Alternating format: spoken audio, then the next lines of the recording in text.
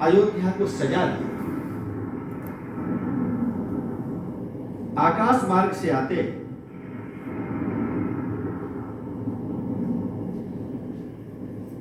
और आकाश मार्ग से आके आकाश में अदृश्य भाव में रहकर सभी देवी देवताओं ने उदर में रहकर ही भगवान का स्मरण किया, ध्यान किया, मनन किया।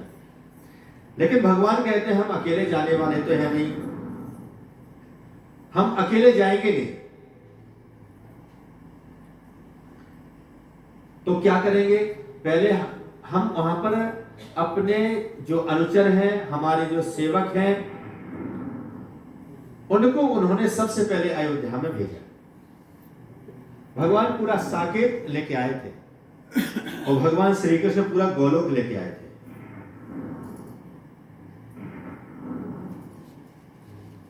साकेत को लेकर भगवान श्री राम ने जब अयोध्या में बसाया, तो जैसे हमने कल बताया था कि जानकी जी ने लक्ष्मी जी का प्राकट्य जनकपुर में कर दिया था। लक्ष्मी जी ने अपना पूरा प्राकट्य शिव विवाह में हिमाचल के यहां कर दिया था।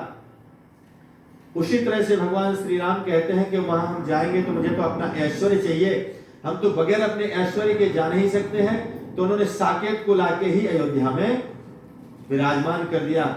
और वहां पर जैसे ही साकेत आया तो साकेत है, अपने आप वहां मंगल होने लगे, अपने आप लोगों की उदासियां समाप्त हो गई और सब खुशियां।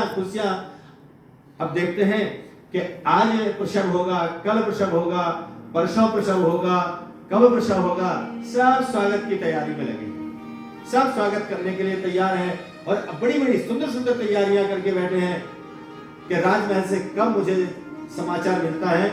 और वो घड़ी आ गई। जैसे ही वो घड़ी आई तो भगवान साक्षात प्रकट हुए हैं। तो ऐसे वैसे प्रकट नहीं, भगवान कृपालु, हर कोई कृपालु नहीं है। और जन्म होते जो बच्चे का विग्रह होता है, जो स्वभाव होता है, वो भी बड़ा रसीला होता है, कैसा भी बच्चा हो। हमारे यहाँ तो कहते हैं कि पशुओं के बच्चे भी जब जन्म लेते हैं तो लगता है कि इनको हृदय से लगा लो, वो लगा भी देते हैं। भगवान का प्राकट्य हुआ, कौशल्या जी ने हाथ जोड़े और प्रणाम किया। भय प्रकट कृपाला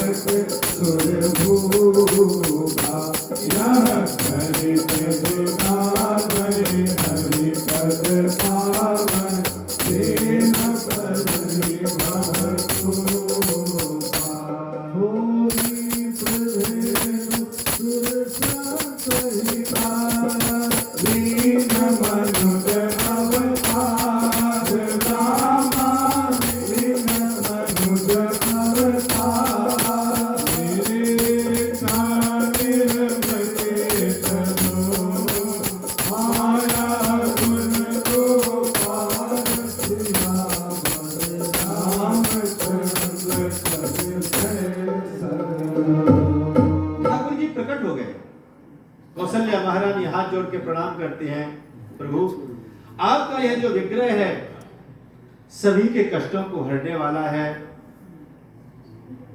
ऐसा सुंदर दिव्य आंखों की तरफ कोई निहारता तो एक टक हो जाता, ऐसे अभिराम कि आंखें दोनों की तरफ पीते जाती, लेकिन उस रस को, उस लावण्य अमृत को पीते पीते अघाती नहीं है।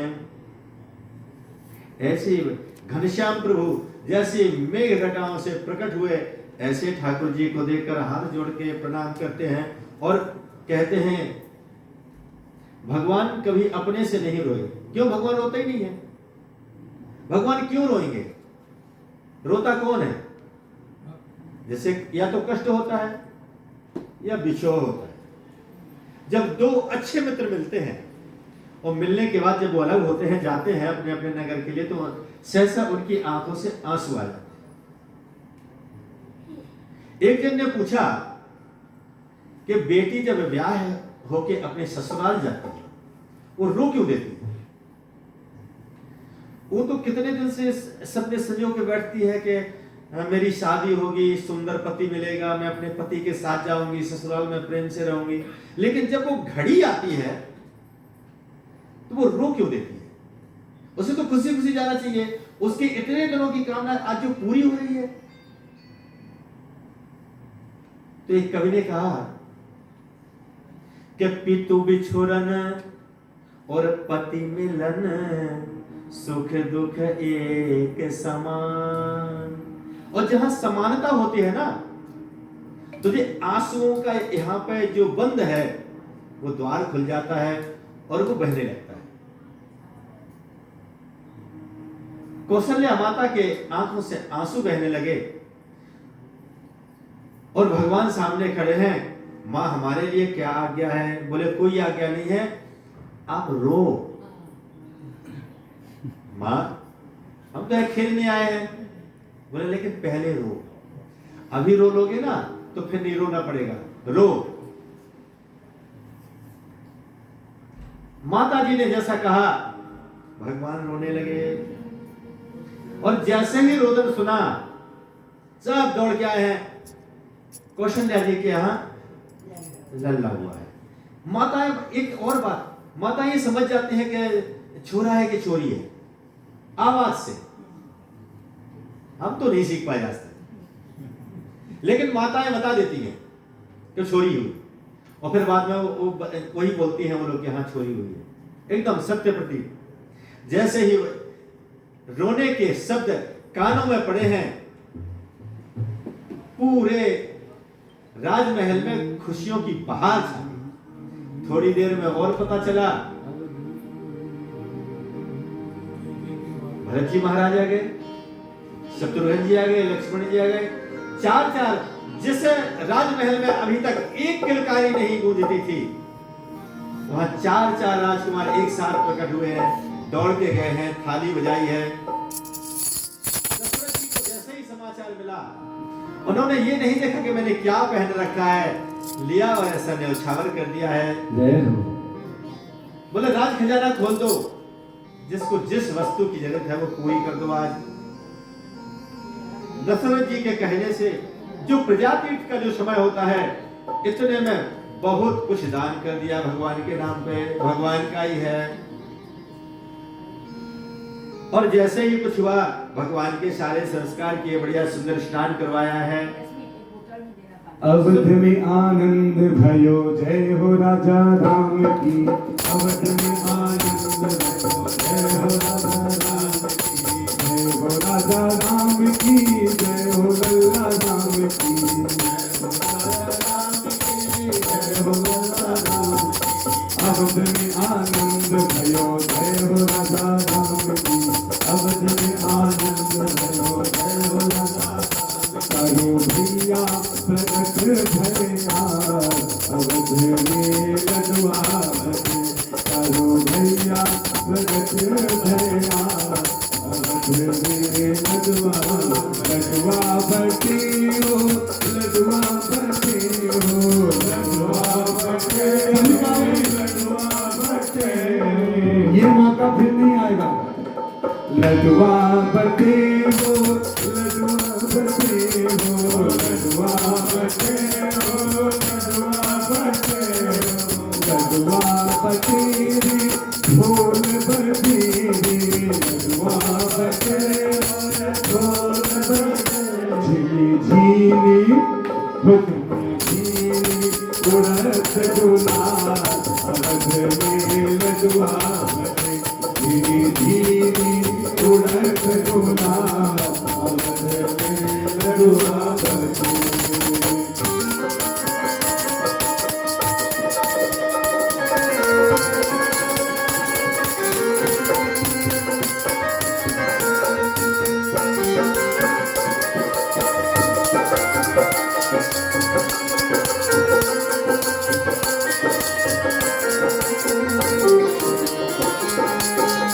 राम चालो भैया की। भैया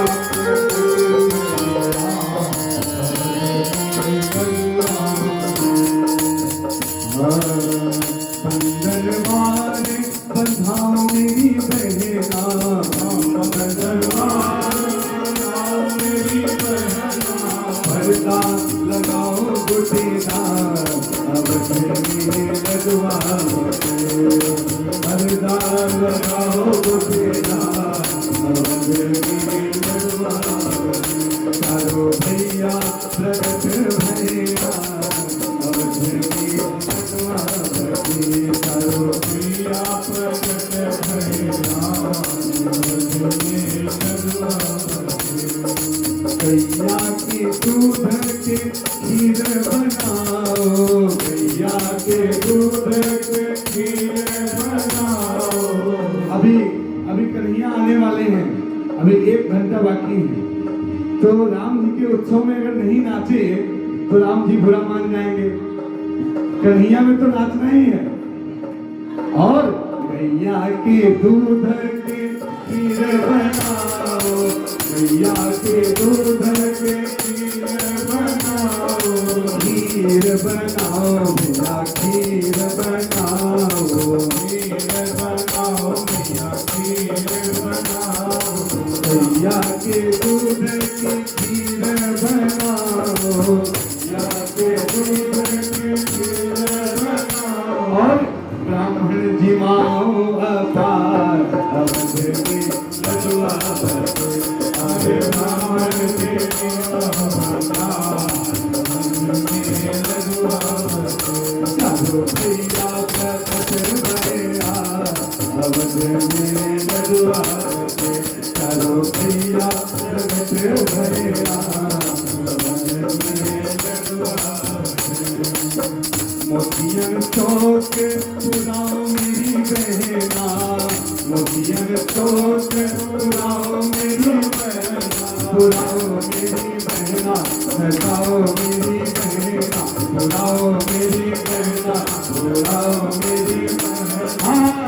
मोतियन चौक सजाओ मेरी सखिया, मोतियन चौक सजाओ मेरी सखिया। और सुरन के कलश सजाए, अवध में लडुआ बने। और कुंवरन के कलश सजाए, अवध में लडुआ बने। चारों भैया प्रकट भया, अवध में लडुआ बने। चारों भैया प्रकट भया, अवध में लडुआ बने। लडुआ बने ढोल बजे, लडुआ बजे ढोल बजे, लडुआ बजे ढोल बजे। होए बहुत सावा, अरे मोहलोक होए बहुत सारा। वजनी बधाइयो लाला भयो हरे, चारों भैया प्रकट भया, वजनी लडुआ बने। चारों भैया प्रकट भया, अवध में लडुआ बने। चारों भैया की अयोध्या नरेश की जय। प्राकट्य हुआ प्रभु का। अयोध्या की जैसे रंगत बदल गई। प्रतिदिन मंगलाचार, सब एक दूसरे पर प्रसन्नता, मंगल कार्य, सब प्रसन्न। जैसे ही भगवान श्री राम अयोध्या में पधारे, अयोध्या वासियों के तो भाग्य खुले। सारे संसार का कल्याण करने के लिए प्रभु बाल्यकाल से ही सोचने लगे। छोटे ही समय में तुरंत जो है इनकी 5 साल के पहले ही यज्ञोपवीत कर दिया गया था और गुरुकुल में भेज दिया। 64 दिन की पढ़ाई थी, 64 कलाओं के विधान।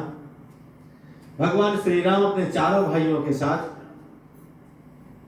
गुणज्ञ, कभी वन प्रदेश में जाते तो बनेले पशुओं को मारते, शिकार खेल के खरगोश को नहीं मारते। जो हिंसक जीव वहां जो जीवों को परेशान करते हैं, ऐसे बनेले पशुओं का वध करते। बड़े प्रेम से खेलते रहते, सब कुछ इनका साथ साथ होता, सब साथ खाते सोते बैठते। और दशरथ जी इतने मगन कि बस देख लेते, निहाल लेते और अपने बच्चों को गोद में बिठा के भोजन कराते। धीरे धीरे बड़े हुए। सभी कलाओं के निदान होने के बावजूद भी विश्वामित्र जी कहते हैं कि अभी मेरे पास ये जो अस्त्र शस्त्र हैं, इनका हम क्या करें? ये मेरे किस काम के? एक बात और, विश्वामित्र जी जो थे वो क्षत्रिय थे, राजा थे, गाधी तनय। गाधी राजा के ये बेटे थे और बड़े तपस्वी थे, बड़े यशस्वी थे। बहुत समय तक इन्होंने राज्य किया, लेकिन जब इनकी लालसा हुई कि मैं प्रभु को पाने की इच्छा है, तो बोले राजा बन के हम पा नहीं सकते हैं, इसलिए हम महात्मा बन जाते हैं। तो वो राजऋषि बन गए। ऋषि कई तरह के होते हैं, राजर्षि हैं, देवर्षि हैं, ब्रह्मर्षि हैं। तो विश्वामित्र जी राजर्षि बने। इन्होंने खूब तपस्या की और बार बार ये जो है ब्रह्मर्षि बनना चाहते। तो कहीं कहीं कोई कहता है कि ब्रह्मर्षि तो जो ब्राह्मण कुल में जन्म लेता है वो ब्रह्मर्षि बनता है। वशिष्ठ जी कहते हैं ऐसा नहीं है, जिनकी उग्र तपस्या हो जाती है वो ब्रह्म ऋषि बन जाते हैं। तो भगवान का दर्शन करने के लिए इन्होंने राजपाट छोड़ दिया और बाबा जी बन गए। और जब इन्हें मालूम हुआ कि भगवान श्री राम तो अयोध्या में दशरथ जी के यहां जन्म ले लिए, ये कहते हैं कितनी बड़ी विडंबना। अगर हमें यह पता होता कि क्षत्रिय कुल में आ रहे हैं तो हम तो राजा क्यों ना बने रहते। कम से कम इसी बहाने राजा बन के ही मैं दशरथ जी से मिलने चला जाता, 4 दिन भगवान के साथ रहता, खेलता मिलता, चला आता, 2 महीने बाद फिर चला जाता और अच्छी सी मित्रता कर लेता उनके साथ। लेकिन विडंबना देखिए कि हमने तो राजकाज छोड़ के बाबा जी बने और भगवान क्षत्रियों के घर में चले गए। लेकिन कोई बात नहीं, अब तो हम बाबा जी बन गए, अब मांगने में कोई संकोच थोड़ी ना है। बाबा सब कोई थोड़ी ना बन सकता है। इन्होंने कहा चलो प्रभु के पास चलते हैं उनके दर्शन करने। अभिप्राय उनका यह था कि इनके पास जो अस्त्र शस्त्र थे मूर्तमान थे, तो उन्होंने कहा कि इनको तो दैत्यों का वध करना है, राक्षसों को मारना है, वन में जाना है, रावण को मारना है, इन अस्त्रों का हम क्या करेंगे, अब इनके काम आएंगे। और जब तक ये अस्त्र शस्त्र मेरे पास रहेंगे तो मैं तपस्या तो करता हूं, तपस्वी तो हूं, लेकिन जब मुझे गुस्सा आ जाती है तो मैं इन शस्त्रों का प्रयोग कर देता हूं और ये शस्त्र अमोघ है। वशिष्ठ जी के 99 बेटे मार दिए थे इन्होंने युद्ध में। वशिष्ठ जी से युद्ध हो गया, लड़ गए, नाराज हो गए। केवल सबने कह दिया था कि विश्वामित्र जी आप ब्रह्मर्षि हो, लेकिन वशिष्ठ जी जब भी मिलते वो कहते आओ राजर्षि बैठो। जिनको आग लग जाती नीचे से कि मैं ब्रह्मर्षि हो गया हूं, इतनी उग्र तपस्या है मेरी और आप मुझे राजर्षि कहते हैं। बलवान तो थे ही, अस्त्र शस्त्र ही, तपस्वी हो ही गए थे। एक बार इन्होंने कहा कि चलो वशिष्ठ जी का भी काम तमाम कर देते हैं। धारदार तलवार, रात्रि का समय था, रिमझिम बरसात हो रही थी। वशिष्ठ जी की कुटिया पे गए और वहां किनारे खड़े हो गए। उन्होंने कहा जागते रहेंगे तो मैं इनसे युद्ध कर नहीं सकता, जब ये सो जाएंगे तो मैं इनका वध कर दूंगा। राजा थे ना, इन्हें चारों नीतियां आती हैं, छल भी आता है, कपट भी आता है, प्रेम भी आता है, साक्षात्कार भी आता है। तो उन्होंने कहा कि वशिष्ठ जी जब सो जाएंगे तब हम इनका वध करेंगे। और वो करने के लिए रिमझिम बादल बरस रहे थे, तो इनका जो इनकी कुटिया थी वहां पे एक छोटा सा जंगला था, वहां ये खड़े हो गए बरसात से बचने के लिए। अरुंधति से उस समय संवाद चल रहा था वशिष्ठ जी का। वशिष्ठ जी कह रहे थे अरुंधति हम आपको क्या बताएं, इस पूरे दुनिया में, इस पूरे संसार में विश्वामित्र जैसा कोई तपस्वी नहीं। उसकी इतनी उग्र तपस्या है कि उसके समान कुछ कोई नहीं है, सब उसके सामने धूमिल है। लेकिन क्या करें, वो राजघराने में पैदा हुआ ना, तो उसमें अभी भी एक दोष है। क्या दोष है? बोले वो झुक नहीं सकता, और जब तक झुकेगा नहीं तब तक उसे वो पदवी नहीं मिलेगी। नाराज बहुत जल्दी हो जाता है, क्रोध बहुत जल्दी आ जाता है, किसी के ऊपर भी ससर खींच लेता है। ये ऋषियों की परंपरा थोड़ी ना है। तो जब इन्होंने सुना कि वशिष्ठ जी कह रहे हैं कि विश्वामित्र के समान कोई तपस्वी नहीं है और हम उन्हीं का वध करने चले, जबरदस्ती इन्होंने दरवाजा खोल दिया, जबरदस्ती घुस गए, तलवार फेंक दी। वशिष्ठ जी कहते हैं कौन है? चरणों में गिर गए, मैं विश्वामित्र हूं। और जैसे ही उन्होंने देखा कि विश्वामित्र चरणों में पड़े हैं, वो कहते हैं आओ ब्रह्मर्षि, विश्वामित्र आओ ब्रह्मर्षि, मेरे बराबर से बैठो। आंखों से झरझर आंसू बहने लगे। विश्वामित्र कहते इतने दिन से मैं आपसे द्रोह कर रहा हूं एक शब्द के लिए। मैं तो समझता था कि आप मेरी बुराई करते हैं, आप मेरे सामने कुछ भी करते रहें, लेकिन मेरे पीठ पीछे तो आपने ये सिद्ध कर दिया कि मेरे समान कोई तपस्वी नहीं है। और मैं मूढ़, ऐसा ज्ञान किस काम का जो ये भी ना समझ पाए कि सामने वाला क्या करने वाला है। मुझे क्षमा कर दीजिए। बोले अब आज से तुम ब्रह्मर्षि हो। जो तुम्हारे अंदर अहंकार था अब वो जाता रहा, अहंकार गया तो ब्रह्मर्षि हो गए। ऐसे श्री विश्वामित्र जी भगवान श्री राम के दर्शन के लिए विश्वामित्र महामुनि ज्ञानी, महामुनि की संज्ञा दी गई। इनको छोटे मोटे मुनि नहीं थे। चले हैं अयोध्या में, आए हैं, द्वारपालों ने बताया दशरथ जी को कि विश्वामित्र जी आए हैं। खड़े हो गए, स्वयं लेने के लिए दशरथ ड्योढ़ी पर गए हैं, लेकिन ये वहां खड़े और विचार करते हैं। विडंबना देखिए, भगवान श्री राम जी आए भी तो कहां? दशरथ जी के यहाँ। वशिष्ठ जी वहां विराजमान है, चिर प्रतिद्वंदी है मैं मेरे। अगर दशरथ जी को देना भी होगा तो कहीं ऐसा ना हो ना कह दे, लेकिन जो भी होगा हम दर्शन तो करेंगे, एक बार याचना तो करेंगे। हम तो महात्मा हैं, हम तो संत हैं, हम तो बाबा जी, हमको मांगने में क्या जाता, मिला तो राधे राधे, नहीं मिला तो राधे राधे। तब तक दशरथ जी उधर से आ रहे हैं। दशरथ जी ने साष्टांग प्रणाम किया, पूजन किया और सुंदर आसन पर विराजमान किया। आतिथ्य ग्रहण करने के बाद कहते हैं कि राजन, हम आपके यहाँ आए हैं, उसका एक अभिप्राय है, निवेदन करें। उन्होंने कहा मुझे राम और लक्ष्मण को दे दीजिए। आप क्या करेंगे राम लक्ष्मण का? हम यज्ञ करते हैं तो हमें ये दैत्य दानव राक्षस हैं, बड़े परेशान करते हैं, यज्ञ में विघ्न डालते हैं। हम चाहते हैं कि हम राम और लक्ष्मण को लेके जाएं तो वो यज्ञ की रक्षा करेंगे और हम निर्मल भाव से बैठकर यज्ञ संपूर्ण करेंगे।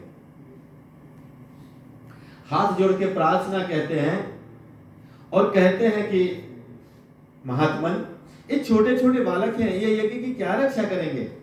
आप आदेश करिए। मैं दशरथ है, जिसे लोग चक्रवर्ती कहते हैं, आपकी सेवा में समर्पित हूं। जितनी सेना कहे उतनी ले चलता हूं। आप जहां यज्ञ करना चाहें यज्ञ करिए। विश्वामित्र जी, मैं इंद्र की रक्षा कर सकता हूं, आपका यज्ञ नहीं करवा सकता? बोले नहीं राजन, ये सब आपसे होने वाला नहीं है। दशरथ जी कहते हैं ऐसा मत कराओ। सब सुत मोहि प्राण की नाई, और राम देतना बन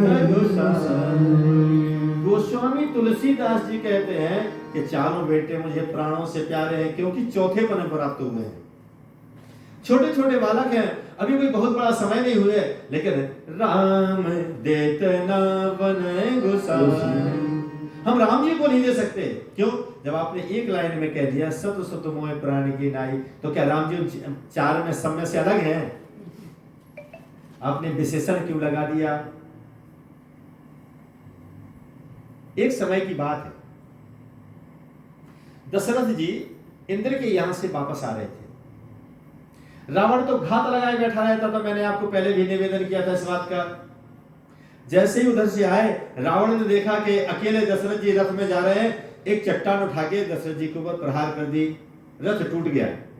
चोट से दशरथ जी अचेत हो गए, और जब ये अचेत हुए तो गिरने लगे। जटायु दौड़ के आया और नीचे अपने पंख फैला के अपने पंखों में ले लिया। जटायु ने अयोध्या में राजमहल में दशरथ जी को उतार दिया। पहले तो लोग भयभीत हुए कि शायद इसी पक्षी ने क्या चोट पहुंचाई है, लेकिन जब दशरथ जी को मूर्छित देखा और जटायु एक किनारे में बैठ गए, राजवैद्य आए हैं, जल का छींटा दिया, तब इनको कहीं जाके होश आया। दशरथ जी कहते हैं कि मैंने महसूस किया था कि कुछ आघात हुआ है, फिर मुझे नहीं ज्ञान। जटायु कहता है कि रावण ने आपके ऊपर फेंक दिया, नाम ले दिया, आपका रथ टूट गया, आप अचेतावस्था में पृथ्वी पर गिरने वाले थे, मेरी नजर पड़ गई राजन, मैंने आपको बचा लिया। अरे जटायु, तुमने बहुत बड़ा अनुग्रह किया है, मेरे ऊपर नहीं, इस अयोध्या के ऊपर, इस अयोध्या के अधिपति को बचा लिया तुमने। ये पूरी अयोध्या तुम्हारी कर्जदार है, मांगो तुमको क्या चाहिए? बोले हम तो पक्षी हैं, वो भी मांस भक्षी पक्षी, वो भी मांस भक्षी, हमारा यहाँ क्या काम, और हम क्या मांगेंगे, मुझे क्या चाहिए? नहीं, तुमने अयोध्या नरेश के प्राण बचाए हैं, अयोध्या तुम्हारी कर्जदार है। तो बोले अगर आपकी इच्छा है, आप देना चाहते हैं, तो आप अपना बड़ा बेटा मुझे दे दीजिए। बोले बड़ा बेटा क्या? तो कोई बेटा ही नहीं है, बेटा ही नहीं है। बोले कोई बात नहीं, यदि हुआ तो तुम देंगे? कहते जटायु शायद तेरे ही भाग्य से हो जाए, और यदि हुआ, हम कहते हैं कि पहला बेटा तुम्हारा।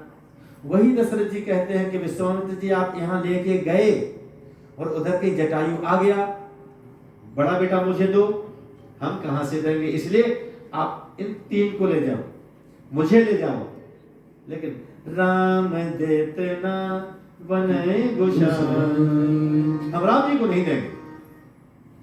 वो कहते हैं आप चिंता ना करें, हम इनको बहुत जल्दी ला देंगे। वशिष्ठ जी पीछे से कहते हैं दशरथ जी एक बात बताइए। बोले क्या? बोले आप नहीं चाहते कि आपके बेटों का ब्याह हो जाए? तो क्या ऐसा कौन पिता होगा जो चाहेगा कि मेरे बेटों का ब्याह ना हो? तो बोले ब्याह कराने वाले तो यही हैं, यही ब्याह लगाएंगे। तुरंत तैयार हो गए और इन्होंने स्वीकृति दे दी, मां से मिले हैं भगवान श्री राम और लक्ष्मण को लेकर विश्वामित्र जी जैसे ही नगर के बाहर निकले, भगवान श्री राम को एक दिव्य आसन पर विराजमान किया। जितनी विद्या थी, जितने अस्त्र शस्त्र सब इनके सुपुर्द कर दिए। राम जी, आज से इन अस्त्र शस्त्रों को अब आप संभालिए। अस्त्र शस्त्र तो इन्होंने संभाल लिए, लेकिन अभ्यास करने के लिए अब कहां जाएं? देखें ये काम करते भी हैं कि नहीं करते। उतने में इनको वो ताड़का दिख गई, बोले तो प्रैक्टिकल करके देख लो। इन्होंने ताड़का का वध कर दिया। एक और बाण चलाया जिसके ऊपर वो धारदार जो फन होता है उसको निकाल के, ये वाला काम करता है कि नहीं, मारीच को उठाया और समुद्र के 100 योजन पार लंका में फेंक दिया। बोले हाँ, जितने अस्त्र आए सब बढ़िया है, अब आप यज्ञ करिए। विश्वामित्र जी ने बहुत सुंदर यज्ञ किया, यज्ञ पूर्ण हुआ। वहीं पर विश्वामित्र जी के पास एक चिट्ठी और आ गई। वो कहते हैं, राम जी ये यज्ञ तो आपने पूरा कर दिया, अब आपको एक यज्ञ और पूरा करना है, एक यज्ञ और बाकी है। कौन सा यज्ञ? बोले धनुष यज्ञ। लोग बोलते हैं सीता स्वयंवर, सीता स्वयंवर। सीता स्वयंवर का मतलब जानते हैं आप लोग? स्वयंवर का मतलब होता है स्वयं वरतीति यशसः स्वयंवरः। जो कन्या अपनी मर्जी से वर का चयन करे, वर को वर्ण करे, उसका नाम है स्वयंवर।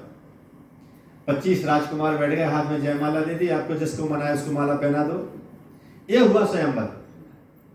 यहां शर्त लगी है, जो धनुष को उठाएगा, प्रत्यंचा को चढ़ाएगा, उसके साथ सीता जी का विवाह किया गया।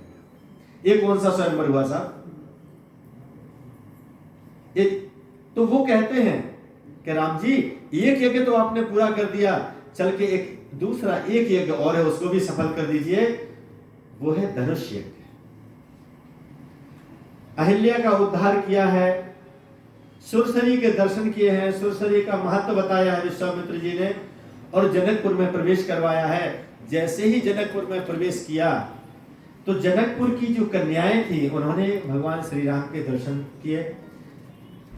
नगर निवासिनी थी, उन्होंने दर्शन किए, और उन्हें पता चल गया कि ये जो है अयोध्या के दशरथ जी के बेटे हैं। जो गोरे हैं वो छोटे हैं, उनका नाम लक्ष्मण जी है, ये उतने ही खोटे हैं। और ये जो बड़े हैं, सांवले हैं, बड़े शांत स्वभाव के हैं, सभी इनको राम जी कहते हैं। पूरे नगर में मालूम चल गया। इनको एक सुंदर उपवन में ठहरा दिया। जनक जी मिलने आए हैं, जनक जी से परिचय करवाया उन्होंने। जनक जी कहते हैं कि ये राजकुमार हैं कि ऋषि कुमार हैं? तब उन्होंने कहा कि दशरथ नरेश अयोध्यापति, उनके सुपुत्र हैं दोनों, इनके 4 बेटे हैं। तब तक तो पूरे संसार में कीर्ति छा चुकी थी, सब लोग जानते थे कि दशरथ जी के बड़े बेटे राम जी हैं, लक्ष्मण जी हैं, भरत जी हैं, शत्रुघ्न जी हैं।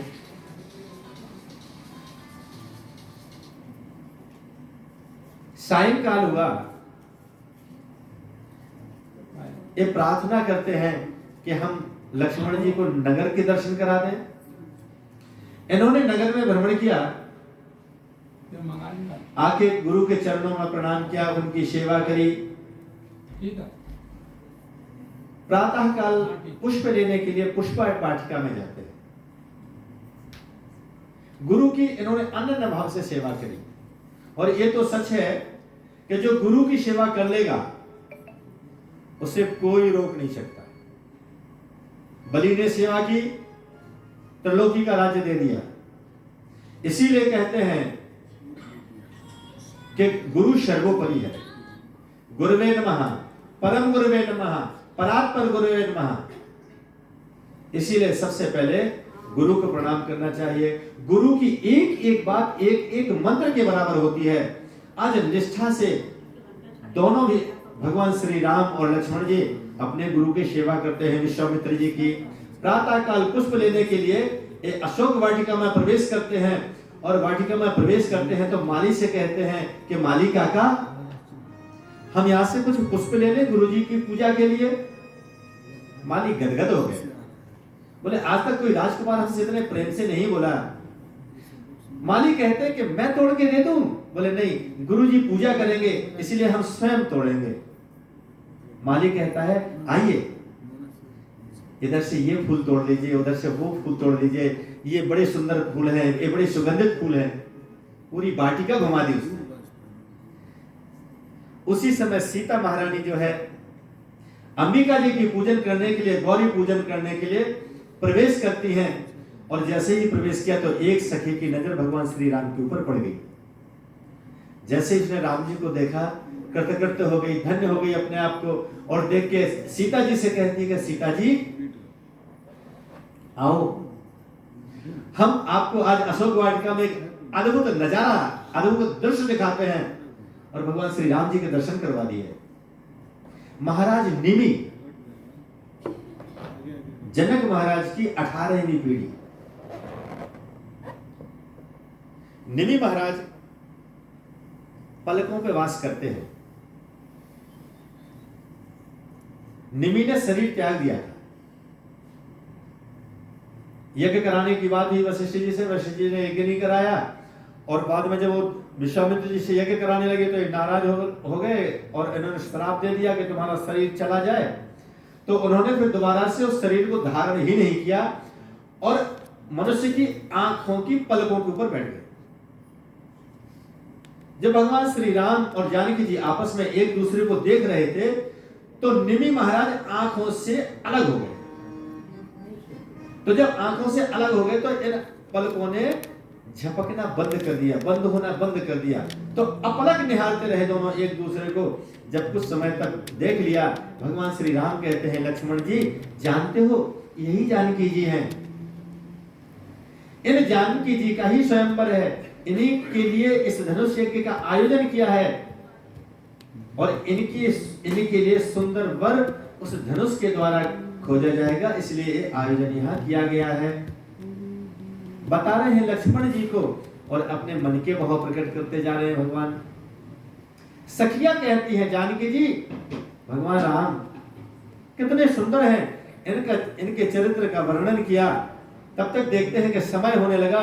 उन्होंने कहा चलो चलो चलो जल्दी और पूजन करो, नहीं तो विलंब हो जाएगा। जैसे ही इन्होंने गौरी जी का पूजन किया, आंख बंद करी, तो आंख बंद करते हैं तो राम जी सामने दिखाई देते हैं। वो कहते हैं मां ये क्या हो रहा है। आंखें खोली, दोबारा से आंख बंद की और जैसे ही आंख बंद की तो फिर देखते हैं कि राम जी सामने खड़े हैं। ये कहते हैं मां हम आपकी पूजा कर रहे हैं, हम आपका ध्यान कर रहे हैं, आपका विग्रह मेरे सामने होना चाहिए। जब ये ऐसा कहते हैं तो खसी माल मूर्ति मुस्कानी, माने पाषाण की मूर्ति हंसती। सीता जी अभी आप इतने प्रेम से दर्शन करके आए हैं, आपके मन में ये आस्था है कि भगवान श्री राम मुझे प्राप्त हो जाएं। अरे संकोचवश आपसे हमसे नहीं कह सकती हैं, ठीक है नहीं कह सकती, लेकिन हम तो आपको बता सकते हैं। सफल मनोरथ हो ही तुम्हारे। आशीर्वाद दे दिया जो है, गौरी का आशीर्वाद मिल गया। इन्होंने प्रणाम किया और जानकी जी पूजन करके चली गई।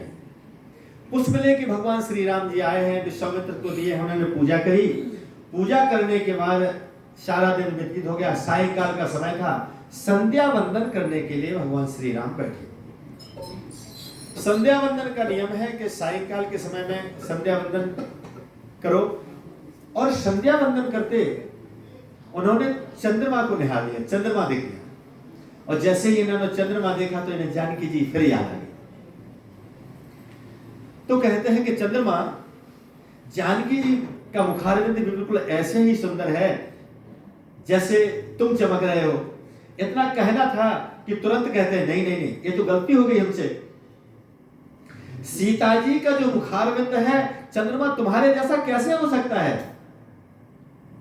क्यों कि जन्म सिंधु, सीता जी का जो जन्म है वो पृथ्वी से हुआ है, जिससे धान्य प्राप्त होता, अनाज प्राप्त होता है, औषधियां प्राप्त होती हैं। और चंद्रमा तुम्हारा जो जन्म है जन्म सिंधु, समुद्र से जो खड़ा है, और बंधु विष, तुम्हारा जो भाई है जहर, जिस समुद्र से आप निकले हो उसी समुद्र से ये जहर निकला है। तो जन्म सिंधु और बंधु विष दिन मलिन सकलंक। दिन में आपका कोई अस्तित्व तो नहीं है और रात्रि में दिखाई भी देते हो तो एक कलंक दिखाई दे रहा है। वसीय मुख उपमा पावो किमी चंद्रमा पुरो रंक। अरे चंद्रमा, तुम तो उनके सामने एकदम बहुत बहुत गरीब हो। इतना ही नहीं, घटाई बढ़ई विरहिन दुखदाई। तुम घटते भी हो, बढ़ते हो, और जिन स्त्रियों के पति विदेश गए हैं उनको तुम कितना दुख देते हो, इतना दुख तो कोई किसी को नहीं देता है। और ग्रसहि राहु निज संधि पाई। और जब अपनी संधि में पाता है तो राहु ग्रहण लगा लेता है। कोक शोक प्रद पंकज द्रोही। कोक शोक प्रद चकई चकवा होते जो है, एक सरोवर में उतर जाते हैं और सरोवर में उतर के ये चंद्रमा को निहारने लगते हैं।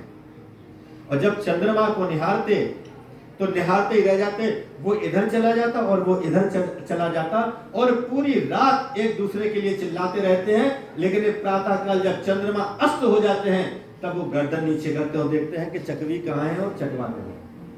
तो कोक शोक प्रद पंकज द्रोही अवगुण बहुत चंद्रमा सोही। अवगुण बहुत चंद्रमा सोही। हमने बहुत बड़ी गलती कर दी। कहां से हमने कह दिया कि जैसा सीता जी का मुखारविंद है तुम्हारा है। ऐसा हो ही नहीं सकता है। संध्या वंदन की है और संध्या वंदन करने के बाद उठे हैं, भगवान श्री राम विश्वामित्र जी के पास गए हैं, प्रणाम किया है, आदेश लिए। प्रातः काल हुआ, रंगमंच सच के तैयार। भगवान श्री राम रंगमंच में गए हैं, वहां देखते हैं कि सभी लोग विराजमान हैं। बड़े बड़े योद्धा उस धनुष के ऊपर जाकर अपनी अपनी ताकत की आजमाइश करते हैं, अपना बल प्रयोग करते हैं, लेकिन वो टस से मस नहीं होता, हिलता ही नहीं किसी से। कोई कितनी भी मेहनत करे, ताकत लगाए। तुलसीदास जी ने यहां तक लिख दिया कि भूप सहस दस एक ही वारा। एक 10,000 राजा, एक दिन में इन लोगों ने कितनी मेहनत लगाई कि एक एक एक एक, एक करके, और 10,000 राजाओं ने अपने बल का प्रयोग कर लिया, लेकिन उसे उठा नहीं पाए। एक संत कह रहे थे कि वो धनुष इतना बड़ा हो गया कि 10,000 राजाओं ने एक साथ कोशिश करी, लेकिन वो फिर भी टस से मस नहीं हुआ। लेकिन सोचने की बात है, अगर कहीं वो उठ जाता तो क्या होता? जैसे हमारे यहाँ की सरकार बन रही है वैसे ही होता कि कौन प्रधानमंत्री बने। 10,000 राजाओं ने एक दिन में बल प्रयोग किया, लेकिन कोई छू नहीं पाया। जनक जी को बड़ी गिलानी हुई और कुछ शब्द उनके मुंह से निकल गए। लक्ष्मण जी को गुस्सा आ गया। राम जी कहते हैं कि लक्ष्मण जी, बड़ों के सामने ऐसा नहीं बोलते, बैठ जाओ। जैसे ही विश्वामित्र जी ने आदेश दिया है भगवान श्री राम के लिए, वहां से खड़े हुए हैं। जितने भी सभासद थे सब हाथ जोड़ के कहते हैं कि हे प्रभु, हे ठाकुर जी, हमने अपने जीवन में अगर कोई तपस्या करी है तो राम जी इस धनुष को उठा ले। धनुष को तोड़ने की बात नहीं थी, उठाने की बात थी, प्रत्यंचा चढ़ाने की बात थी। नैना महारानी कहती हैं कि जनक जी क्यों हंसाई करा रहे हैं, जब इतने इतने वीर जिसे छू के टस से बस नहीं कर पाए, एक छोटा सा बालक क्यों जगहसाई कराते हो। लेकिन भगवान श्री राम जैसे ही आगे बढ़े हैं, उन्होंने भी आंखें बंद करी और कहते हैं अगर मैंने कोई सुकृत किया है तो राम जी इस धनुष को उठा लें। जितने भी सभासद थे, यहां तक जानकी जी स्वयं कहती हैं, हे गौरी जी, हमने आपका पूजन किया था और आप वहां मुझे संकेत दे रही थी, लेकिन संकेत सफल तो करवाइए। अगर हमने मनसा वाचा कर्मणा से अगर आपका यजन किया, मन लगा के आपकी पूजा की, तो हे मां, एक जितने दिन से मैं पूजा कर रही हूं, आज उसका मुझे फल प्राप्त हो जाए। ये सब बात वो धनुष महाराज सुन रहे थे। सब कोई कहता था कि जानकी जी के समान और उनके लिए जो वर है, राम जी से अच्छा कोई दूसरा नहीं हो सकता। सबकी लालसा थी, सबकी इच्छा थी, लेकिन उसके आगे सबसे बड़ी समस्या थी वो धनुष। जब सब लोगों ने प्रार्थना की तो धनुष महाराज तो योगी थे, उस सबके मन की भावनाएं समझ गए और फूलों से भी छोटे हो गए। तो समझ कैसे गए? मैंने आपको कल बताया था कि दधीची की हड्डी से 3 शस्त्रों का निर्माण हुआ था, उनमें से एक पिनाक था। यह भी मैंने आपको कहा था कि दधीची महाराज के प्राण नहीं निकले थे, वो बहुत बड़े योगी थे। उन्होंने योग के द्वारा अपने प्राणों को ब्रह्मरत्न में रख दिया था। और पिनाक का जो निर्माण हुआ था वो छाती के ऊपर के भाग का हुआ था, क्योंकि जो पसली थी वो वज्र में लगाई गई थी। तो ये जो सर था वो पिनाक में था, तो प्राण पिनाक में थे। वो सबकी बातें समझ पाता। तो जब कोई बलवान राजा जाता तो महाराज दधीची तो योगी थे, इतने गरु हो जाते, इतना वजन हो जाता उनमें कि बलशाली से बलशाली राजा उसको नहीं उठा। एक राजा लग जाओ, 2 राजा लग जाओ, जितनी ताकत हो, तो वो अपने योग से बल प्रयोग करके उसको उतना भारी कर देते। जब इन्होंने देखा कि सबकी लालसा है, तो उन्होंने कहा अच्छी बात है, योगी फूल से भी छोटा अपना वजन कर सकता है, और एकदम छोटे हो गए जैसे कि कमल की नाल। यही कारण है कि भगवान श्री राम ने स्पर्श किया, उठाया, तो वो बहुत झटके से उठ गया, जल्दी उठ गया। लेत चढ़ावत खेचत गाढ़े, काऊ न लखा देख सब थारे, काऊ न लखा देख सब थारे। भगवान श्री राम ने उस धनुष को उठाया, लिया और प्रत्यंचा चढ़ाई। पूरे सभासद देख रहे थे, लेकिन किसी की नजर नहीं लगी। छुअत टूट रघुपति न दोषु, मुन बिन काज करी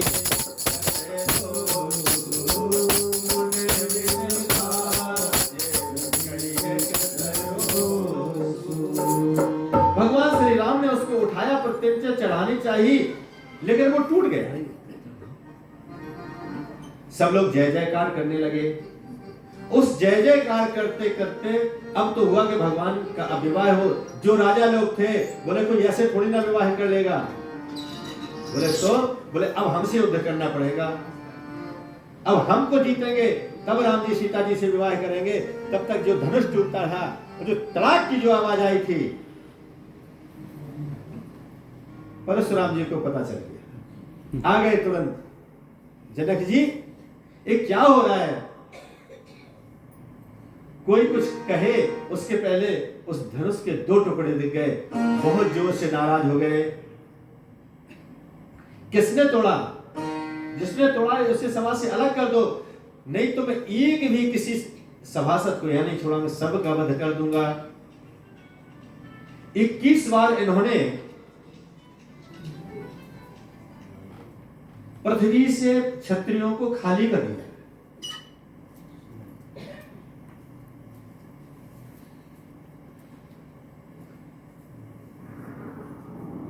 जैसे ही उस धनुष को उन्होंने देखा, बहुत तेज गुस्सा आया।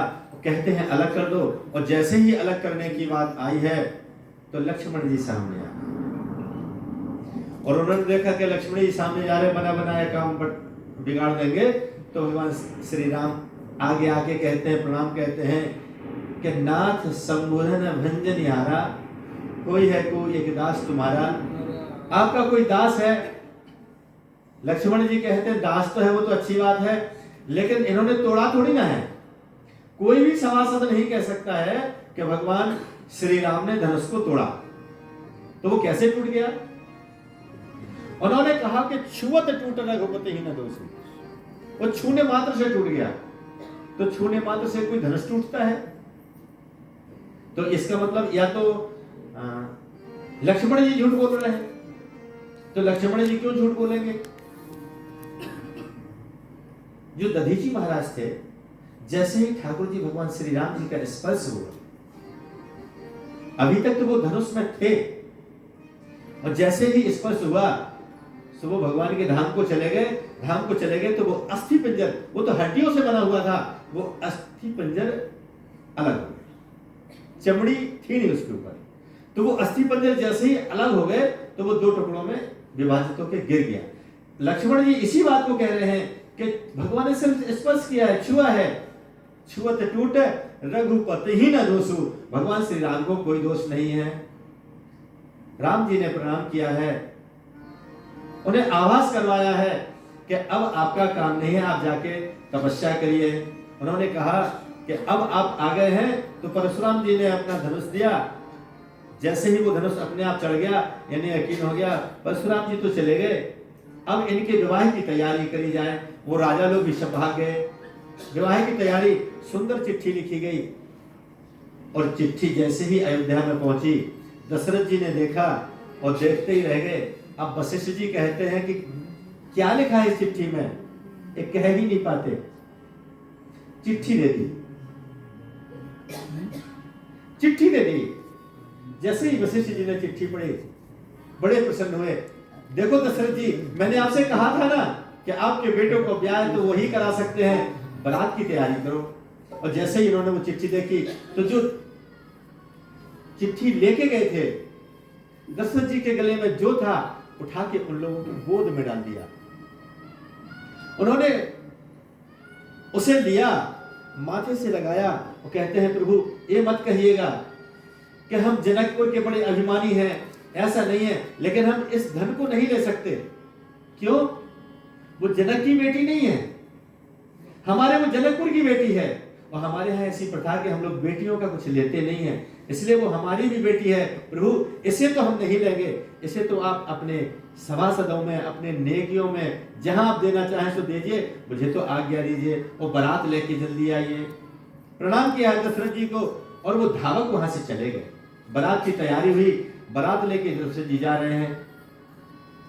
सीता जी को लगा दशरथ जी के बारात का स्वागत हम कर पाएंगे कि नहीं, तो उन्होंने अपना प्राकट्य किया और 6 महीने तक वो बारात वहां रहेगी।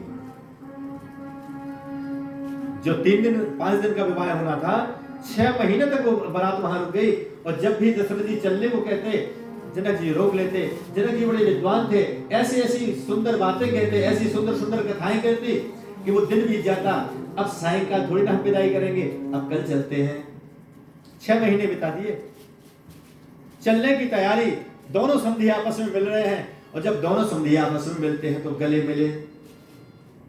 जैसे ही जाने लगे, दोनों की आंखों से झरझर आंसू बह रहे, वो प्रेमाश्रु थे। जनक जी कहते हैं हम क्या बताएं, हमारे यहाँ की प्रथा थोड़ी दूसरी है, लेकिन आपके यहाँ की प्रथा दूसरी है। आपके यहाँ तो कोई भी खुशियां होती है ना, तो आपके यहाँ लड्डू कूदने लगते हैं। लड्डू, अवधवासी, अयोध्यावासी लड्डू के बड़े प्रिय हैं। जब से हनुमान जी अयोध्या में गए, इनको भी लड्डू की आदत लग गई।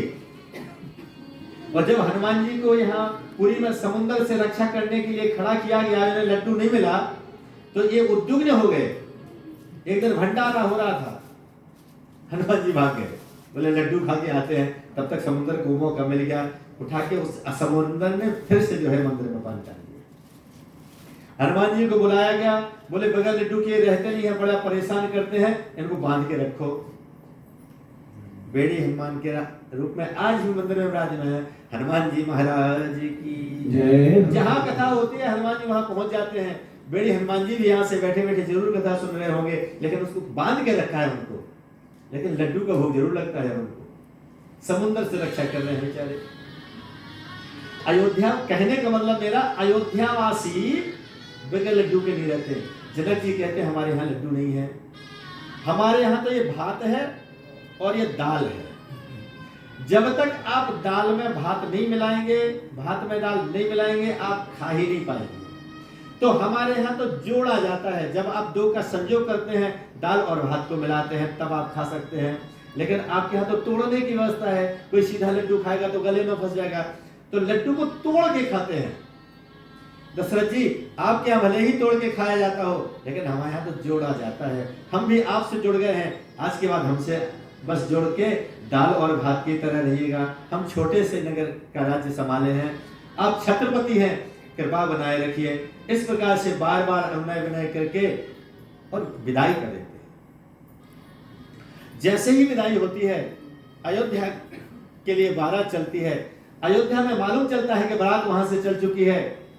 4 बेटों का विवाह हुआ था, क्या करें, मुंह दिखाई तो कुछ देना पड़ेगा। लोग कैकेयी को कहते हैं कि कैकेयी ने भगवान श्री राम को वनवास दे दिया। एक बार इन्हें एक सपना आया, सपने में इन्होंने एक बढ़िया सुंदर महल देखा। बहुत अच्छी चित्रकार थी कैकेयी, बहुत अच्छी चित्रकार थी। उस महल को उन्होंने उस चित्र में उकेर दिया। राजमिस्त्रियों को बुलाया और उन्होंने कहा कि मुझे ऐसा महल चाहिए। वैसा ही महल बना, महल बन के तैयार, पॉलिश वॉलिश सब हो गया। गृह प्रवेश का मुहूर्त होना था, तब तक वहां से वो चिट्ठी आ गई कि राम जी का वहां विवाह तय हो गया है। तो उस समय केवल राम जी का ही विवाह तय हुआ था, 3 भाइयों का तो हुआ नहीं था। तो इन्होंने कहा कि ये मैंने सुंदर महल बनाया था और इसका गृह प्रवेश करना था, अब हम क्या करेंगे, अब हमारी उम्र थोड़ी ना इस महल में रहने की। राम जी ब्याह करके आ रहे हैं, जो बहू आएगी उसको मुंह दिखाई में दे देंगे, इतना प्रेम। और भगवान श्री राम जैसे ही आए तो कनक भवन, उसी का नाम है कनक भवन, उठा के जो है मुंह दिखाई में दे दिया। ठाकुर जी आज भी वहां विराजमान रहते हैं। इतना प्रेम करने वाले क्या आप कैसे कह सकते हैं कि अपने भगवान श्री राम को वनवास, संभव ही नहीं है, किसी तरह से संभव नहीं है। लेकिन लोग कह देते हैं, वो भी मैं कारण बताता हूं आपका। युवराज पद की घोषणा होगी, और जिस समय युवराज पद की घोषणा हुई, पूरा दिन कार्य काज में तैयारियों में बीत गया। सायंकाल हुआ, रात्रि के 11 बजे दशरथ जी कैकेयी के पास आए हैं। तब तक लिस्ट आ चुकी थी क्या क्या सामान लगना, उसमें एक छत्र मुकुट भी लिखा था। छत्र मुकुट तो है ही नहीं। सुबह युवराज पद ग्रहण करेंगे राम जी, तो वो छत्र मुकुट उनके माथे पर रखना पड़ेगा, लेकिन अयोध्या का छत्र मुकुट तो अयोध्या में है ही नहीं। अब तो सुबह पोल खुल जाएगी, बदनामी हो जाएगी, क्या करेंगे, क्या करें। तो पहले छत्र मुकुट लेके आओ। छत्र मुकुट कहां है? एक बार ये किष्किंधा में घूमते घूमते कैकेयी और दशरथ जी पहुंच गए। 3 वाटिकाएं बड़ी दिव्य हैं हमारे यहाँ की, जैसे पुष्प वाटिका, अशोक वाटिका, और ये बालिका मधुवन। मधुवन के फल सकेंगी खाई। इतना दिव्य मधुवन कि उसमें एक एक द्रोण का मधु लगा था उसमें, इसीलिए उसका नाम था मधुवन। शहद के बहुत बड़े बड़े छत्ते थे, और बंदर को शहद बहुत प्रिय होता है। बाली सिर्फ वही शहद पीता था, उसमें कोई नहीं जा सकता था। ये लोग आकाश मार्ग से जा रहे थे, इन्हें वो मधुवन बड़ा अच्छा लगा, रथ को उतारा, वहां के माली से कहा, माली हम इस वन में विहार करना चाहते हैं। उन्होंने कहा, प्रभु ये बाली का राज्य है, बाली का ये नगर है, और बाली की ही वाटिका है, इसमें बाली को छोड़ के कोई दूसरा नहीं जाता, हमें उससे आज्ञा लेनी होगी। तो ये कहते हैं कि हम इंतजार करते हैं, आप जाइए। और जैसे ही ये गए, तो बाली कहता है कि दशरथ जी मेरे मित्र नहीं है। उस वाटिका में उसने एक नियम बना रखा था कि या तो मेरा मित्र जा सकता है, या तो युद्ध में कोई मुझे हरा दे और वो मुझ पर अधिकार कर ले, तो वो जा सकता है। ये दोनों में ही नहीं है, ना ये मेरे मित्र है, ना इन्होंने मुझे युद्ध किया है। लेकिन हाँ, दशरथ जी छत्रपति राजा हैं, हमारे भी सम्माननीय हैं, अगर उनकी इच्छा है तो ये मुकुट लगा के नहीं जा सकते। दशरथ जी को कहिए कि वो अपने छत्र मुकुट वहां रख दें और जाके बिहार करें और वहां से निकले अपना छत्र मुकुट लेके चले जाए। उस माली ने आके कह दिया, इन्होंने भी कहा उसमें क्या क्या बात है, छत्र मुकुट उतारे वहां पर रख दिए, बिहार किया, बिहार करते करते मौज मस्ती में चले आए, रथ में बैठे हुए अयोध्या चले आए, भूल गए छत्र मुकुट वहीं पड़े रह गए। वो छत्र मुकुट वहां थे। कुछ समय बीता, एक रावण आया, बाली ने उठा के पकड़ के उसको कांख में रखा कुछ दिन। बाद में अगस्त जी के कहने से इसको छोड़ा तो इससे वो छत्र मुकुट अच्छे लगे, इसके तो 10-10 सर हैं। तो उन्होंने कहा कि बाली ये छत्र मुकुट क्या मैं ले लूं? बोले हमारे यहाँ तो पड़े ही है, तुमको अच्छा लगता है तो ले जाओ। इसने वो छत्र मुकुट लिए, एक सर में लगाया और लेकर चल दिया। तो कैकेयी कहती है कि दशरथ जी वो छत्र मुकुट तो अपने लोग वहां छोड़ के आए हैं, अब छत्र मुकुट लेके आओ, पहले इतनी जल्दी कैसे व्यवस्था हो, क्या करें? तो उन्होंने कहा कि आप हम आपसे वरदान मांग लेते हैं। पहले से भरत जी को राजगद्दी, जिससे राम जी को गद्दी पर नहीं बैठना होगा, और दूसरे से राम जी को वनवास, ताकि वनवास में जाके वहां से वो छत्र मुकुट लेके आए। भगवान श्री राम को बुलाया गया, सारी बात बताई गई। भगवान कहते हैं कि हम तैयार हैं, हम जाते हैं, और ये छत्र मुकुट लेने के लिए चले गए। पहुंचे किष्किंधा पर, सुग्रीव से मित्रता की, बाली को मारा। बाली के पास जाके कहते हैं काल में वो छत्र मुकुट थे हमारे कहां हैं? बाली कहता है कि वो छत्र मुकुट मेरे पास नहीं है, वो तो रावण आया था एक बार, वो रावण ले गया। बोले तब तो हमने अकारण आपको मार दिया, आपके ऊपर आघात कर दिया। अगर आप चाहें तो जिस बाण का मैंने संधान किया है हम उसकी औषधि जानते हैं, अगर आप कहें तो हम आपको जीवित कर सकते हैं। बोले नहीं, अब मुझे जीवित रहने की कोई आकांक्षा नहीं है, आप तो बस एक कृपा कर दो कि एक छोटा सा कुमार है मेरा अंगद, इसके ऊपर कृपा कर दो, इसको आप अपनी शरण में ले लो और आप मेरे सामने थोड़ी देर खड़े रहो ताकि हम आपके दर्शन करें और आपके धाम को चले जाएं। यही कारण था कि किष्किंधा का राजा तो सुग्रीव को बना दिया, लेकिन युवराज अंगद को बनाया। सुग्रीव का भी तो बेटा था, अगर राजा सुग्रीव था तो राजकुमार जो युवराज है वो तो सुग्रीव का बेटा होना चाहिए, लेकिन अंगद को युवराज बनाया। इन्होंने कहा तब तो छत्र मुकुट ने लंका जाना पड़ेगा। लंका की तैयारी हुई, लंका जाने को तैयार हुए तो मालूम चला कि लंका में कोई प्रवेश नहीं कर सकता। तब जामवंत जी ने हनुमान जी को भेजा, इनका कला भेद किया, किला को भेद करके वो अंगूठी दी।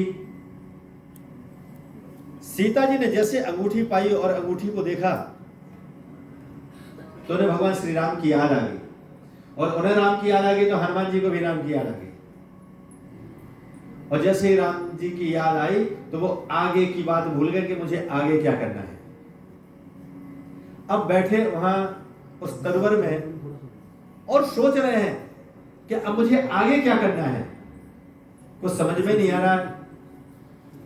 तब तक वो त्रिजटा नाम की जो राक्षसी है वो कहती है कि मैंने सपने में देखा है कि एक बंदर आया और उसने लंका जला दी। हनुमान जी कहते हो अभी हमें को लंका जलानी है, और केवल त्रिजटा के कहने से हनुमान जी ने वो लंका जला दी।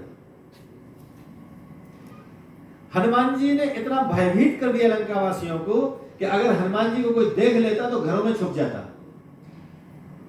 लेकिन जब इन्होंने पार कर लिया समुद्र को और दोबारा से संदेश देने के लिए बात हुई तो फिर हनुमान जी को नहीं भेजा वहां, जबकि हनुमान जी को भेजना चाहिए था। तो हनुमान जी को नहीं भेजा, अंगद जी को भेजा। क्यों? अंगद जी वो छत्र मुकुट पहचानते थे। अब हनुमान जी का क्या काम हुआ? अंगद जी कहते हम जाते हैं, अंगद जी गए। जैसे ही सभा में पहुंचे रावण सामने आया, जब ये निशंक होकर बैठ गए तो बोले अंगद जी आपको भय नहीं लगता? बोले किस बात का? बोले मैं लंकेश। बोले वो तो बहुत दिन से सुनते हैं, हमसे कोई भय नहीं करता। बोले आप हमारे पिताजी के यहां गए थे ना? सारा वृत्तांत बताया, फिर भी कहता है कि आप हमारे नगर में बैठे हो, मौत तुम्हारे बगल में खड़ी है। अंगद जी कहते हो तो सबके बगल में खड़ी है, सबके पीछे, सबके सामने, सबके सर पे है। लेकिन रावण आप समझ लीजिए कि वो मृत्यु मेरे तो बगल में खड़ी है, लेकिन देख आपको रही है, सचेत हो जाओ। इन्होंने अब बातों में फंसाए हैं, देख रहे हैं कौन सा छत्र मुकुट है, समझ में नहीं आ रहा। बहुत दिन देखे हुए हो गए थे, तब इन्होंने अपना पैर रख दिया। पैर उठाने के लिए सारे योद्धा लग गए, नहीं उठा पाए। रावण को लगा कि हमारी लंका की बदनामी हो जाएगी। रावण स्वयं उठा, और जैसे ही उठा इन्होंने जोर का झटका पृथ्वी पर मारा, पूरी पृथ्वी हिल गई। रावण हिल गया, और हिला तो इसके मस्तिष्क से वो छत्र मुकुट जमीन पर गिर गए। इन्होंने जो डाउटफुल थे 4 ठो उठा के रामायण में फेंक दिए, 4 मुकुट। गोसाई जी कहते हैं कि धर्म, अर्थ, काम और मोक्ष लंका से निकाल दिए, अनाथ हो गई लंका। लेकिन अंगद जी कहते हैं कि अयोध्या वाला छत्र मुकुट कौन सा है, अगर हमने कोई दूसरा भेज दिया तो फिर समस्या रह जाएगी। तो उन्होंने 4 भेज दिया, अब जो होगा सो भगवान अपने पहचान लेंगे। और जैसे ही भगवान को छत्र मुकुट लिया, तुरंत रावण को कहते हैं कि अगर आप हमारी सीता जी हमें दे दें तो हमें युद्ध करने की इच्छा नहीं है, हम अपनी सीता जी को लेकर चले जाएंगे। रावण कहता है अब क्यों जाने देंगे, खरदूषण मूषण बलवंता ते नहीं कुमार बिन भगवंता। बगैर भगवान के कौन मार सकता है खरदूषण को, और अगर भगवान हमारे यहाँ आ गए हैं तो इतना ये जो कटक है, इन्होंने इतना जो पाप किया है, इनकी तो सबकी अधोगति होनी है। तो भगवान के हाथ से इनकी सबकी गति करवा दो, और अपनी भी सदगति कर लो, क्योंकि हमने भी कोई बहुत ज्यादा धर्म पुण्य नहीं किया है। अगर मौका मिलता है तो इसमें हमें पीछे नहीं रहना चाहिए। और वो युद्ध के लिए तैयार हो गए, और उन्होंने युद्ध किया, और सभी का समापन हो गया, कोई नहीं बचा। रामादल में कुछ बंदर मरे पड़े थे, कुछ राक्षस मरे पड़े थे। तो गोसाई जी ने एक चौपाई लिखी कि सुधा वृष्टि भई दो तल ऊपर, और जिए भालू कपि नहीं रजनी चर। भालू, कपि माने बंदर, ये तो जीवित हो गए, नहीं रजनीचर, कोई राक्षस जिंदा नहीं हुआ। क्यों?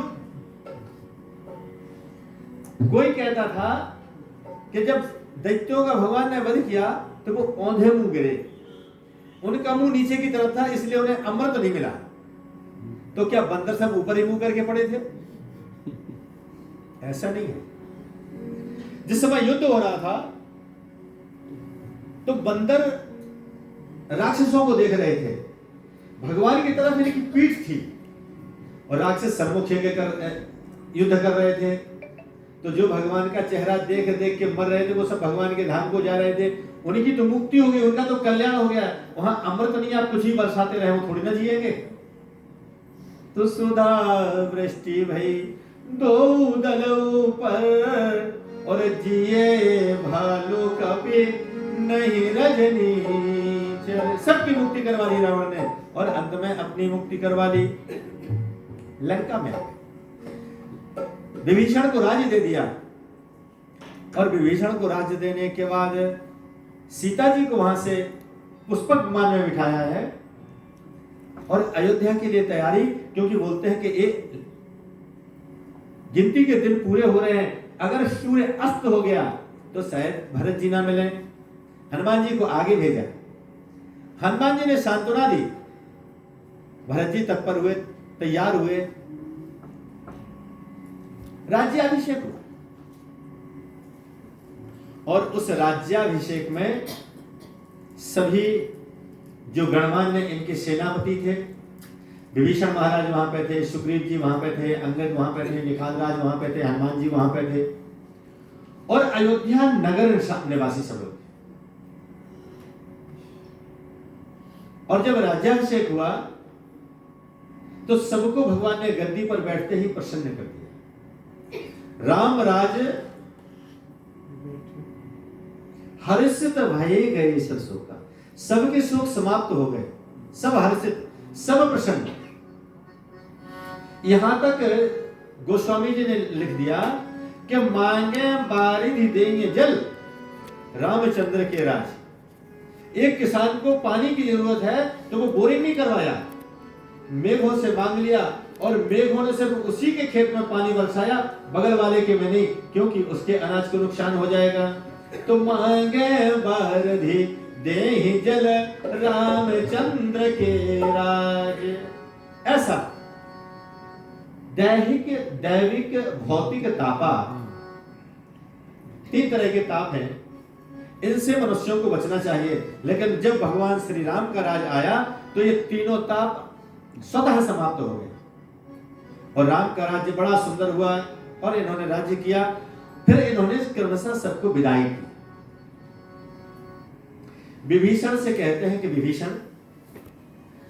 अब तुम लंका के राजा हो, आपने यहां आतिथ्य ग्रहण किया, हम राजा बन गए, उत्सव हो गया, अब आप अपनी लंका को पधारें। विभीषण झरझर आंसू बहते, बोले प्रभु आपने इस लंका का प्रलोभन देके मुझे अपने साथ से दूर कर दिया, लेकिन आपने जो आज्ञा करी है हम उसका निर्वाह करेंगे। लंका में चले गए। सुग्रीव से कहते हैं कि तुम भी किष्किंधा के राजा हो, यहां क्या कर रहे हो, किष्किंधा कौन संभालेगा। सुग्रीव जी चले गए। अंगद से कहते हैं कि अंगद तुम भी युवराज हो वहां के, सबको एक एक पद दिया है। अंगद जी कहते हैं कि हनुमान जी आप भगवान से कहो ना, थोड़ी सी कृपा कर दें, ये जो कहेंगे सो हम यहां करेंगे, और हनुमान जी आप जो कहोगे सो हम करेंगे। ये मत सोचना कि हम युवराज हैं। छोटे से छोटा काम, नीच काज घर के सब करे हो, जो निम्न के काम भी हैं, छोटे काम भी हैं वो भी करेंगे, बड़े काम हैं वो भी करेंगे, जो बोलोगे सो करेंगे, लेकिन हम यहां अयोध्या में बने रहे, ऐसी कोई जुगत बिठा दो। हनुमान जी कहते हैं कि प्रभु की आज्ञा है तो उसमें हम थोड़ी ना कुछ बोल सकते हैं। भगवान श्री राम ने अंगद जी को समझाया और उन्होंने कहा कि जब तुम्हारा मन हो आप आ जाया करिए, रहा करिए, लेकिन तुम युवराज हो वहां के, तुम्हें वहां जाना जरूरी है। भगवान कहते हैं कि मैंने सबको बुलाया, सबको दिया, सबकी कामनाएं पूर्ण करी, लेकिन मैं अभी एक ऋणिया हूं। किसके ऋणिया है ये? वो केवट था। केवट से जब ये पार जा रहे थे तो उतराई कुछ देनी चाहिए, तो प्रभु ने कुछ उतराई दी नहीं। दी क्या? उसने ली नहीं। इनके पास कुछ था ही नहीं। वो समझ गया कि प्रभु के पास है ही नहीं, लेके क्या करेंगे। लेकिन सीता जी इनके साथ थे। सीता माता ने जो है इनकी जो मुद्रिका थी, बहुमूल्य रत्न जिसमें जड़े हुए थे, ऐसी मुद्रिका निकाल दी। पियहिए की सिय जानन हारी, मणि मुदरी मन मुदित उतारी। जो मणि जड़ित जो मुद्री थी उसको उतारी और प्रभु को दे दी, और प्रभु ने वही मुद्री उठा के केवट को दे दी। केवट ने इसको निहारा और बोले प्रभु इन हाथों में इतना बल नहीं है, इसको आप पकड़िए।